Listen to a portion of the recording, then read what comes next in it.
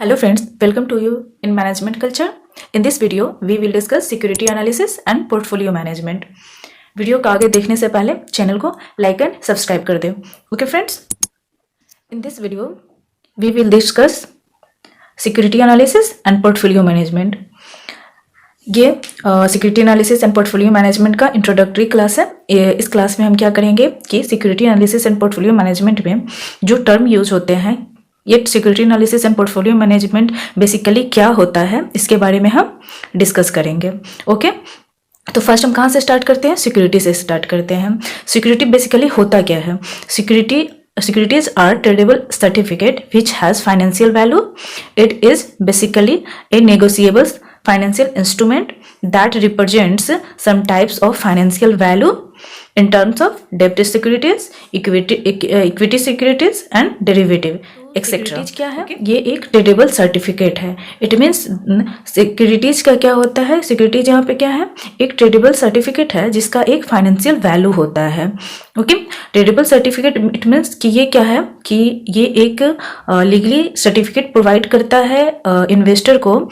जो कंपनी जो सिक्योरिटीज जो शेयर इशू करती है मार्केट में, तो इन्वेस्टर क्या करता है? उसे परचेज करता है, क्योंकि क्या होता है? उसका कुछ फाइनेंशियल वैल्यू होता है. तो क्यों इन्वेस्टमेंट करता है इन्वेस्टर? अपने सेविंग को इन्वेस्ट करता है. फाइनेंशियल वैल्यू वाले जो सर्टिफिकेट होते हैं, जो ट्रेडेबल सर्टिफिकेट होते हैं, उसे परचेज करता है और क्या करता है? मैक्सिमम रिटर्न को गेन करने के लिए वो क्या करता है? सिक्योरिटीज में इन्वेस्ट करता है. It is basically a negotiable financial instrument that represents some types of financial value in terms of debt securities, equity securities, derivative, etc. तो क्या होता है कि ये एक नेगोशिएबल फाइनेंशियल इंस्ट्रूमेंट है. नेगोशिएबल फाइनेंशियल इंस्ट्रूमेंट का मतलब क्या होता है कि ये ट्रांसफरेबल है. इसका ना सिक्योरिटी जो होता है उसका ट्रांसफर किया जाता है. एक ओनर से दूसरे ओनर को हम ट्रांसफर कर सकते हैं. ओके, अब नेक्स्ट हम क्या करेंगे कि हम डिस्कस करेंगे सिक्योरिटी एनालिसिस. सिक्योरिटी एनालिसिस क्या होता है फ्रेंड? तो सिक्योरिटी एनालिसिस क्या होता है? Security analysis is a technique which helps a financial expert to calculate the value of assets in a portfolio. Security analysis basically एक टेक्निक होता है जो फाइनेंशियल एक्सपर्ट को हेल्प करता है. किस चीज़ में हेल्प करता है? जो भी एसेट्स है सिक्योरिटीज के टर्म में, उसकी वैल्यू को इवेल्युएट करने के लिए, कैलकुलेट करने के लिए कि उस एसेट्स की, उस सिक्योरिटीज की मार्केट में क्या वैल्यू है.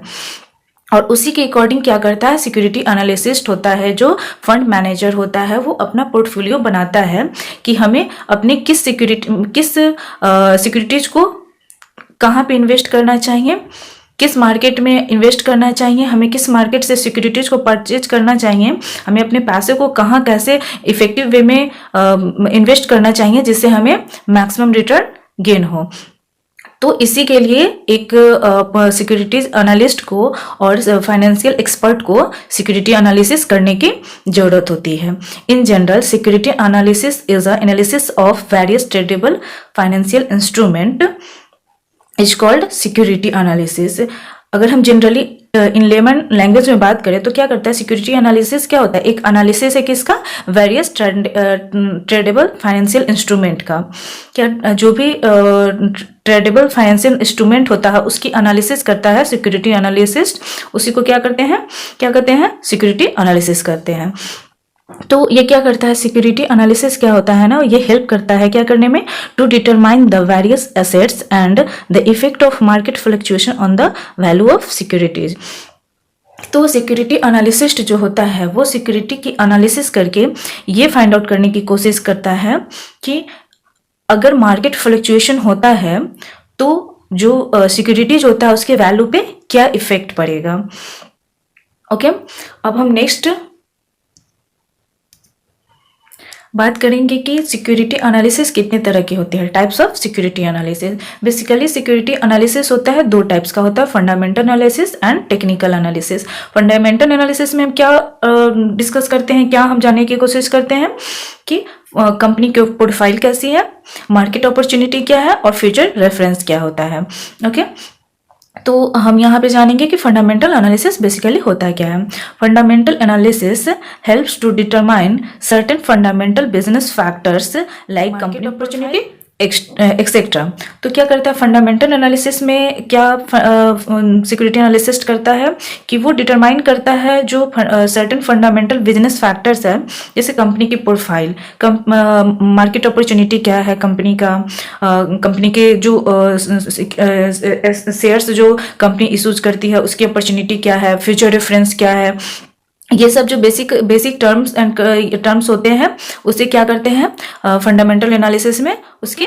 नेक्स्ट अब हम बात करते हैं टेक्निकल एनालिसिस की। टेक्निकल एनालिसिस बेसिकली क्या होता है, तो technical analysis helps to security analyst or financial expert to forecast the price trend according to previous data to overcome risk। Security analysis में जो टेक्निकल एनालिसिस है उसमें हम क्या करते हैं कि जो भी प्रीवियस डेटा होता है कंपनी का, उसके बिहाफ पे हम क्या करते हैं, प्राइस ट्रेंड को फॉरकास्ट करते हैं कि अगर कोई भी सिक्योरिटीज हम परचेज करते हैं तो उसका जो प्रीवियस रिकॉर्ड होता है उसके बेसिस पे हम क्या करते हैं, प्राइस ट्रेंड को जानने की कोशिश करते हैं। ओके, तो टेक्निकल एनालिसिस सिक्योरिटी एनालिसिस का बहुत ही सिग्निफिकेंट पार्ट होता है। इसी के बेसिस पे जो टेक्निकल वर्ड सब होता है, जो टेक्निकल चीज़ें होती है ऑन बिहाफ ऑफ सिक्योरिटीज, वो सिक्योरिटी एनालिसिस्ट क्या करता है, उसे जानने की कोशिश करता है, उसकी एनालिसिस करता है, जिसमें क्या हो जाता है, हम बात करते हैं रेशियो एनालिसिस की। तो रेशियो एनालिसिस में क्या होता है कि रेशियो एनालिसिस में जो फंड एक्सपर्ट होता है, फंड मैनेजर होता है, वो रेशियो एनालिसिस के थ्रू क्या जानने की कोशिश करता है, जो लिक्विडिटी क्या है। अगर हम किसी सिक्योरिटीज को परचेज करते हैं तो उसे उसकी लिक्विडिटी क्या है, हम उसे कितने जल्दी जब जरूरत पड़े तो हम उसे बेचकर फिर से क्या करें, अपना जो रिटर्न है उसको ले सके। तो वो उसकी लिक्विडिटी को जानने के लिए क्या करता है, टेक्निकल एनालिसिस करता है। देन सेकेंड क्या करता है, उसकी प्रॉफिटेबिलिटी रेशियो को जानने के लिए टेक्निकल एनालिसिस्ट क्या करता है, टेक्निकल एनालिसिस की जरूरत होती है, क्योंकि प्रॉफिटेबिलिटी रेशियो के अकॉर्डिंग ही कंपनी का जो प्रॉफिट होता है टर्नओवर के फॉर्म में, उसे क्या करता है, वो फाइनेंशियल एक्सपर्ट जानने की कोशिश करता है। नेक्स्ट हमारा जो है वो है पोर्टफोलियो मैनेजमेंट।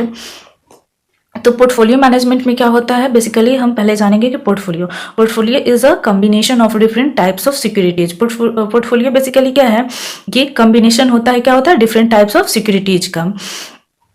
और अगर पोर्टफोलियो मैनेजमेंट की बात करें तो क्या है, इन portfolio management a portfolio manager understand his client requirement and make a portfolio to gain maximum return and minimize risk। Portfolio management में क्या होता है, एक पोर्टफोलियो मैनेजर जो होता है वो अपने क्लाइंट के रिक्वायरमेंट को अंडरस्टैंड करता है और उसके अकॉर्डिंग अपनी पोर्टफोलियो डिजाइन करता है, जिसके थ्रू वो अपने क्लाइंट को मैक्सिमम रिटर्न दिला सके और जो रिस्क होता है उसको मिनिमाइज कर सके। ओके, फॉर एग्जाम्पल कोई क्लाइंट है और अपने पोर्टफोलियो मैनेजर के थ्रू वो अपने सेविंग को क्या करना चाहता है, इन्वेस्ट करना चाहता है। तो पोर्टफोलियो मैनेजर क्या होता है, फॉर एग्जाम्पल अगर 1 लाख रुपीज़ है इन्वेस्ट करने के लिए और वो अपने पोर्टफोलियो मैनेजर के थ्रू उसे अपना एक पोर्टफोलियो डिज़ाइन करवाता है कि हमें कहाँ पे कैसे इन्वेस्ट करना है, तो वो 10 लाख रुपीज़ को डिफरेंट सिक्योरिटीज़ में इन्वेस्ट कर सकता है। फॉर एग्जाम्पल इक्विटी शेयर में, प्रेफरेंस शेयर में, एफडी में, म्यूचुअल फंड में। इसमें वो अपने क्या करता है, अपने मनी को इन्वेस्ट करता है और क्या उसके थ्रू क्या करता है, वो मैक्सिमम गेन को रिटर्न करता है और अपने जो रिस्क होता है उसको मिनिमाइज करता है। जैसे कि अगर कोई पोर्टफोलियो मैनेजर है वो अपने क्लाइंट के जो सेविंग होता है उसको अगर इक्विटी में और प्रेफरेंस शेयर में क्या है इन्वेस्ट किया है, तो इक्विटी में क्या होता है कि उसमें कोई रेट ऑफ इंटरेस्ट का कोई फिक्स्ड पीरियड नहीं होता है और उसमें रिस्क ज़्यादा होता है, बट उसमें गेन की भी रिटर्न गेन करने की जो उसमें प्रॉफिट गेन करने की जो अपॉर्चुनिटी होती है वो काफ़ी होती है, लेकिन रिस्क ज़्यादा होता है। और प्रेफरेंस शेयर में क्या होता है कि उसका फिक्स रेट ऑफ इंटरेस्ट होता है और टाइम पीरियड होता है, इसीलिए उसमें रिस्क कम हो जाता है। बट क्या होता है, प्रॉफिट की उतनी ज़्यादा गुंजाइश नहीं होती है जितना इक्विटी शेयर में होती है। तो क्या अगर इक्विटी शेयर में लॉस होता है तो हम प्रेफरेंस शेयर के थ्रू क्या कर सकते हैं, अपने गेन को मैक्सिमाइज कर सकते हैं कि हमें कहीं एक जगह लॉस होता है तो एक जगह हम प्रॉफिट में रहें।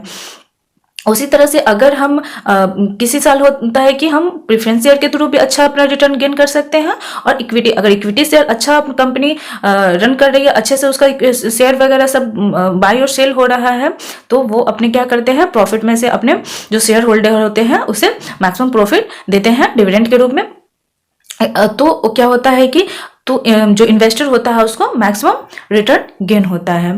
तो पोर्टफोलियो मैनेजमेंट जो होता है वो क्या, portfolio management is a technique of selecting the best investment plans for an individual which gives maximum return and minimize the risk. तो पोर्टफोलियो मैनेजमेंट क्या है, ये एक टेक्निक है जिसके थ्रू क्या करता है, पोर्टफोलियो मैनेजर होता है वो क्या करता है ना, सिलेक्ट करता है बेस्ट इन्वेस्टमेंट प्लान को जो उसके क्लाइंट को और इंडिविजुअल को क्या करे, मैक्सिमम रिटर्न को दिला सके और जो रिस्क होता है उसको मिनिमाइज करे।